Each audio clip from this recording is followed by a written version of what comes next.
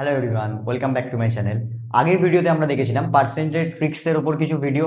আজকে আমরা দেখব পার্সেন্টেজের উপরই আরও নানান ধরনের ট্রিক্স যেগুলো আছে। যেমন যদি আমাকে কেউ জিজ্ঞাসা করে √64% ইকুয়ালস টু কত পার্সেন্ট, কি দিয়েছে?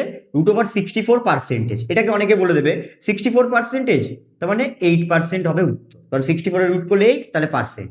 এটা কিন্তু ভুল।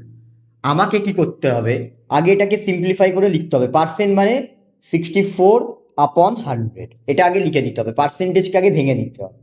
64 কার স্কোয়ার 8-এর, 100 কার স্কোয়ার 10-এর, তাহলে কত বেরোলো? 8/10। এটা বেরোলো নর্মাল ভ্যালু। এটাকে যখন পার্সেন্টেজে বার করতে যাব তখন আমাকে এর সাথে কি করতে হবে? ইন্টু 100 করতে হবে। তাহলে 0 0 কাটলে 8 × 10 মানে কত পার্সেন্ট বেরোলো? 80%। তার মানে 64% মানে কত পার্সেন্ট? 80%। বোঝা গেল? ঠিক আছে, খুব শীঘ্রই আমরা নিয়ে চলে আসবো নতুন ভিডিও। ততক্ষণ ভালো করে দেখতে থেকো এবং প্র্যাকটিস করতে থেকো। ওম নমঃ শিবায়।